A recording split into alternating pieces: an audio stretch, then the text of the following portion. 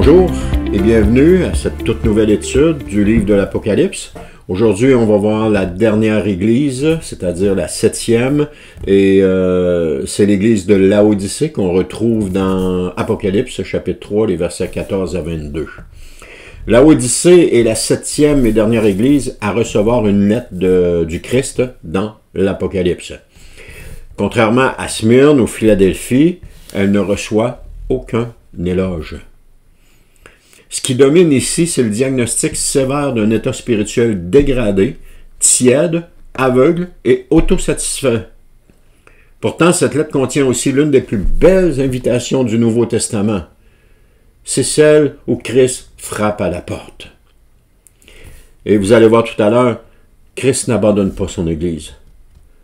Elle a beau être tiède, être froide, être chaude, aveugle, ou dégradée ou autosatisfaite, Christ n'abandonne pas son Église. Par contre, il lui adresse un message d'avertissement, mais aussi d'espoir pour ceux qui veulent entendre et revenir à une foi sincère. Cette lettre s'adresse à tous les croyants aujourd'hui, tous les croyants qui s'identifient à Laodicée. Alors le premier point, c'est l'identité de Christ, l'emmène le fidèle, le commencement. On voit ça au verset 14. Il dit à l'ange de l'église qui est à Laodicée, écrit, « Voici ce que dit celui qui s'appelle l'Amen, le témoin digne de foi et véridique, celui qui est au commencement de la création de Dieu. » Apocalypse chapitre 3, verset 14. Jésus se présente comme l'Amen, c'est-à-dire celui en qui toutes les promesses de Dieu s'accomplissent. Il est le témoin parfait, il est fiable, il est vrai. Il est celui qui dit la vérité sans fléchir. À Laodicée qui se leurrait sur son état, il rappelle que lui seul peut parler avec précision sur ce qui est vrai. Et je vois ici un appel à certains leaders dans certaines églises où est-ce qu'ils se congratulent, que ça peut se dire comme ça, là. Se tape dans le dos, se donne des félicitations, se montre bon, meilleur, regarde ce qu'on a fait, on est bon, c'est ce qu'on fait ici, c'est etc. Il s'élève comme ça, il se flatte, il s'élève comme ça. Et je pense que ça, c'est pas la chose à faire. C'est Christ qui doit nous élever. C'est pas nous qui devons nous élever. C'est Christ qui doit nous élever. Et notre responsabilité, c'est de se coller à la parole de Dieu et être le plus fidèle possible à la parole de Dieu. Christ est aussi le commencement de la création, non pas comme être créé, mais comme source et fondement de toute chose. Soit dit en passant, Christ n'a pas été créé, contrairement à nous, les hommes. Christ n'a pas été créé, il a été engendré. C'est ce que la parole de Dieu nous démontre. Il a été engendré. C'est Dieu qui dit, c'est dans les psaumes qui dit ça, il dit « Je t'ai engendré ». Donc le deuxième point, c'est le diagnostic. Ni froid ni bouillant. Versets 15 à 17, qui dit « Je connais ta conduite et je sais que tu n'es ni froid ni bouillant. Ah, si seulement tu étais froid ou bouillant. Mais puisque tu es tiède, puisque tu n'es ni froid ni bouillant, je vais te vomir de ma bouche. Tu dis « Je suis riche ». J'ai amassé des trésors, je n'ai besoin de rien, et tu ne te rends pas compte que tu es misérable, pitoyable, que tu es pauvre, aveugle et nu. La tiédeur de Laodicée est une indifférence spirituelle. L'Église n'est ni hostile à Dieu, ni passionnée pour lui. Elle est neutre, stable en apparence, mais inutile en réalité. Ce n'est pas tant une chute brutale qu'une lente perte d'élan, un gisement vers la suffisance. Juste apporter une précision ici avant de continuer. Certaines personnes pensent que Laodicée, c'est l'Église catholique.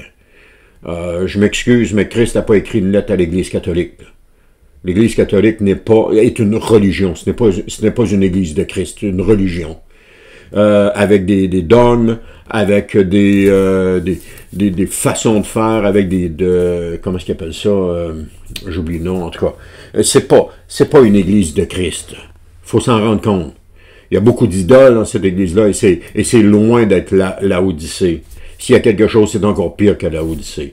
Ici, Laodicée, c'était une église qui avait été fondée par des apôtres, L'Église catholique, à ma connaissance, n'a pas été fondée par les apôtres. C'est venu en l'an 300, c'est venu plus tard. Pierre n'a jamais été le premier pape de l'Église, et ça, pour les chrétiens le savent, mais les catholiques ne le savent pas. Pierre n'a jamais été le premier pape de l'Église. Pierre, ça faisait 200 ans qu'il était mort quand l'Église catholique a été créée. Là. Je pense que ça vient de sous Constantin. En tout cas, il faudrait que je repasserai mes notes là, sur l'histoire de l'Église. Mais qu'importe. Ça n'a rien à voir avec l'Église, les 7 églises à qui Christ adresse les choses. Les 7 églises, ce sont des croyants nés de nouveau. Et dans l'Église catholique, à ma connaissance, il n'y a pas grand monde de né de nouveau là. Il y en a certains qui le sont. On les appelle les charismatiques. Il y en a qui le sont, mais c'est pas la majorité. Là. La majorité fréquente cette Église-là comme étant une religion. Alors, je vais juste mettre la parenthèse là-dessus. Alors, elle se croit riche, mais elle est pauvre. Elle pense voir, mais elle est aveugle. Elle s'imagine vêtue, mais elle est nue. Le Seigneur ne tolère pas d'illusions spirituelles. C'est-à-dire qu'on ne se fait pas des accroires. Ou de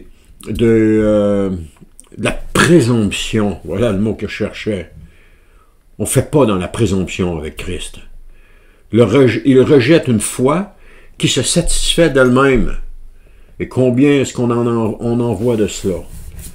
La foi n'est pas en Christ, la foi est en soi. 3e point, l'appel à la repentance. Achetez ce qui a vraiment de la valeur. Les versets 18 à 19, il dit, c'est pourquoi je te donne un conseil. Achète chez moi de l'or purifié, un feu pour devenir réellement riche, des vêtements blancs pour te couvrir afin qu'on ne voit pas ta honteuse nudité, et un collier pour soigner tes yeux afin que tu puisses voir clair. Moi, ceux que j'aime, je les reprends, je les corrige. Fais donc preuve de zèle et d'échange. Donc, ce qu'on voit ici, c'est que Christ n'abandonne pas la Odyssée. Il la conseille, il lui propose d'acquérir auprès de lui ce qu'elle ne possède pas, c'est-à-dire de l'or éprouvé, symbole d'une foi vraie, solide, purifiée par l'épreuve, des vêtements blancs, un signe de pureté, de justice, un collier pour voir, c'est-à-dire la lucidité spirituelle. Il la reprend, il la discipline, non pour la rejeter, mais parce qu'il l'aime. Jésus n'a pas rejeté cette Église-là, il l'aime. Sa correction est un appel à reviver un zèle perdu. Lorsque Christ nous corrige, c'est parce qu'il nous aime. Tel un père corrige son enfant, Dieu nous corrige parce qu'il nous aime. C'est jamais le fun de vivre la correction, mais elle est salutaire, elle est importante, elle est nécessaire. 4e point, l'invitation personnelle, le Christ à la porte. Il dit, voici, je me tiens devant la porte et je frappe. Si quelqu'un entend ma voix et ouvre la porte, j'entrerai chez lui, je dînerai avec lui et lui avec moi. Cette image-là est d'une tendresse bouleversante. Christ est à l'extérieur de sa propre Église. Et il frappe doucement. Il ne force pas. Il appelle. C'est un appel individuel. Si quelqu'un entend,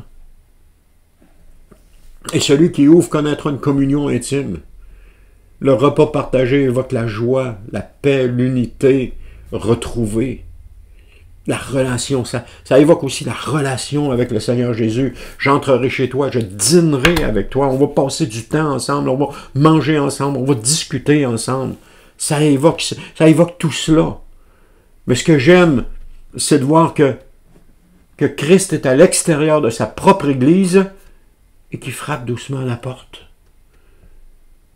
Il y a 2 choses qui pourraient se passer. Il pourrait défoncer la porte puis les forcer, ou ben non, il pourrait s'en aller et arrêter de frapper. Mais non, Jésus aime son Église. Il la chérit tendrement. Il ne veut pas que personne ne se perde. C'est pour ça qu'il reste à l'extérieur de sa propre Église et qu'il frappe doucement, qu'il appelle, sans cesse il appelle. Maintenant, la promesse au vainqueur, s'asseoir avec Christ. Encore une fois, il y a des vainqueurs dans cette Église. Il dit, le vainqueur, je le ferai siéger avec moi sur mon trône. Comme moi-même, je suis allé siéger avec mon Père sur son trône après avoir remporté la victoire. Que celui qui a des oreilles écoute ce que l'Esprit dit aux églises. Le triomphe promis est immense. Soit partagé le règne de Christ. Ce n'est pas une métaphore vague, mais une réalité spirituelle profonde de la parole de Dieu. À ceux qui se relèvent de la tiédeur, il promet une place auprès de lui. Alors si tu es tiède aujourd'hui, si tu réalises, tu sens, ça fait longtemps que tu te demandes, tu te dis, oh, comment ça je suis tiède de même?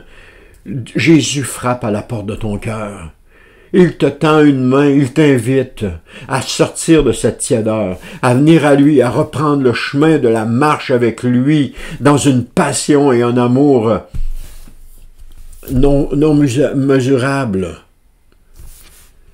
Comme lui a vécu, nous sommes appelés à surmonter l'apathie, à raviver l'amour et à retrouver l'intimité. Donc, en conclusion, une porte ouverte, un choix personnel. La lettre à la Odyssée est exigeante, mais elle est pleine d'espoir. C'est pas une lettre de condamnation, c'est pas une lettre de rejet, c'est pas une lettre d'abandon, c'est une lettre pleine d'espoir. Elle nous rappelle que la tiédeur n'est pas une fatalité, parce que Christ se tient toujours à la porte. Il parle encore, il attend de réponse. La repentance, la vérité, la communion et la victoire sont encore offertes à cette Église, mais ils sont encore aussi offertes à quiconque ouvre la porte. Et si c'était aujourd'hui que tu ouvrais la porte à Christ, si c'était aujourd'hui que tu revenais à lui, il est jamais trop tard. Alors merci d'avoir été à l'écoute. Merci d'avoir pris le temps et on se dit à la prochaine pour une prochaine étude du livre de l'Apocalypse.